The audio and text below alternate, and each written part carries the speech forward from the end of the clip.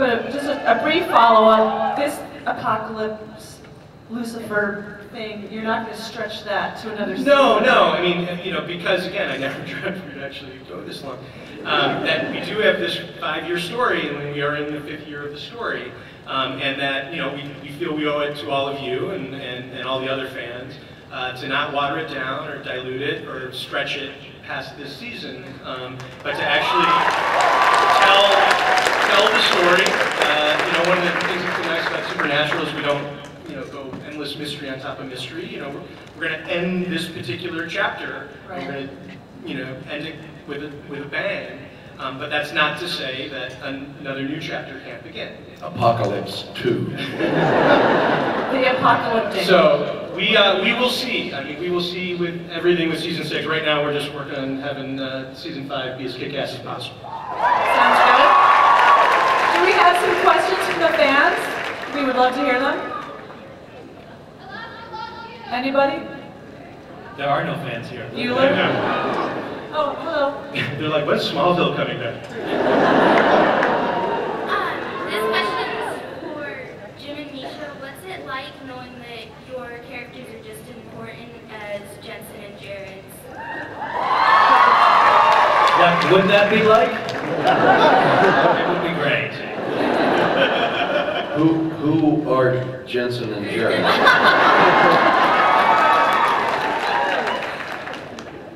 No, it's nice actually to have a supporting cast like Jared and Jensen. I feel like they really, you know, a lot of people think that they're dispensable and we don't need them anymore, and to an extent that's true. But they're just a great sort of supportive baseline for Jim and I to have to flesh out the stories that everyone really cares about.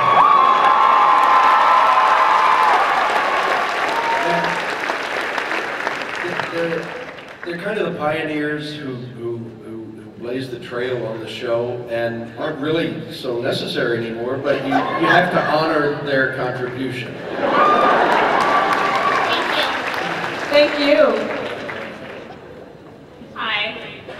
I was wondering if Cass is going to get to help out on any regular, ordinary Monster of the Week type hunts this year, and if so, what the dynamic with that would be like.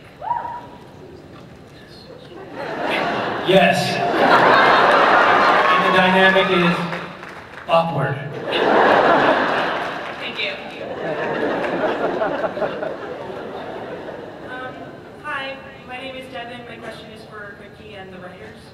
I was just wondering if you always intended to take the series in this direction, for Rising Apocalypse, all that, or if you didn't always intend that, when you decided. You know, and I get this question a lot. I mean, here's the reality, and I'm always accused of being probably too honest. You start these things with like a cocktail napkin sketch of the 5-year plan. I mean, the 5-year plan is a couple pages. It's not much. And it was always driven by the demon side of it. So yes, the progression up the demon ladder, ending with Sam inadvertently going dark side and bringing on the apocalypse and then having to deal with the apocalypse and kind of moving up the ladder from Yellow Eyes to Lilith to Lucifer. That's the plan we've been on. You know, the angels, you can go back and find interviews that I gave where I was like, there will never be angels on this show over my dead body. And, you know, and obviously it's probably one of the coolest parts of the show. And that came from us, I think, in the writer's room, realizing that, like, we had a really cool evil empire, but we didn't have, outside of the few punchers we had, we didn't really have the rebellion. Like, we didn't have, you know, you couldn't have these awesome off-camera battles that sort of lent a real epic feel to the show.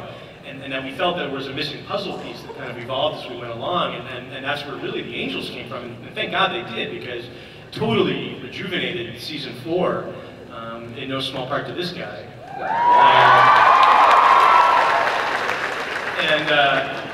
And Jim too. And so the angels, quite frankly, evolved. That part did evolve as the process, but the part of building up to facing down the devil, has that part, at least, that thumbnail has kind of always been around since the beginning. Thank you. Thank you. Hey guys, love you all, love the show. Awesome. Thanks. One of my favorite things about the show has always been the music, and I feel like it kind of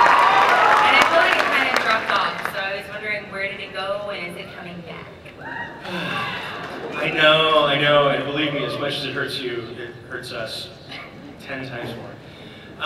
It's budget. It's we're just trying to get the production value on the screen, and we've had real nasty budget fights, and one of the casualties. I'll give you. We used to have a particular music budget for the show.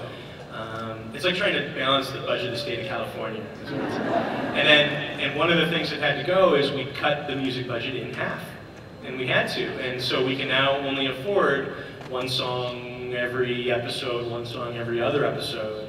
And when you go back and look at season 1, and there's like 2 or 3 like badass classic rock songs an episode, and now we're lucky to have one every.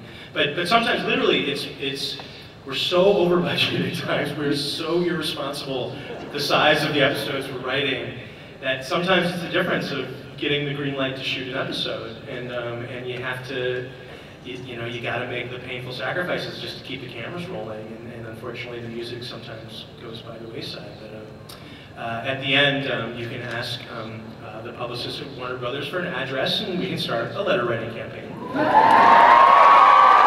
And if each of you would just contribute $100,000, we could put some more songs on the air. Yeah, and And we could go to a couple of cool places. No, thank you. We can't take your money. Okay, all right, we'll take it. That might be illegal, I'm not sure. Thank you, guys. Thank you. Thank you. Hi. First off, Jim. It's glad to see Uncle Bobby back on the show after his little vacation on Harper's Island. Thank you. My question is for Eric. In episode 4, you said you teased about looking into the future. I want to know how you're going to address the themes of destiny and whether or not you can change. Like, is it going to be like whatever happened, or can you change the future? I actually want to throw that to the writer of the episode. It's a good question. But actually, I think that's really the question of the episode. I think we went into that process. That destiny is one of the key themes of the show. And going 5 years into the future, this is a time travel story, so it has like a couple of mind-bending loop things going on, and the entire question of can you avoid it is really, can you avoid what you already know is going to happen? Can you change the outcome of the future by the choices you make? That's actually, it won't be a satisfactory answer now, because that's actually what the episode's about. An excellent casting of Mark Pellegrino for, who? Right. Can you talk a bit about that? That's actually, if I can follow on, how much will we see Mark, and what sort of level will he be at in terms of how much we'll see him? Currently, he's shooting episode 1, episode 3, and then we probably actually won't see him for a while.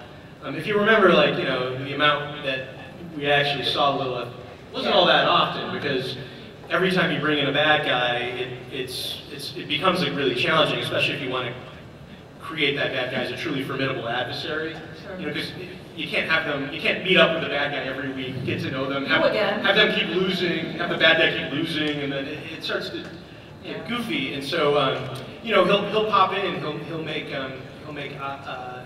random appearances. And then in terms of Mark, it's actually funny because I know he's on Lost, and he's badass as Jacob. I mean, I watch Lost,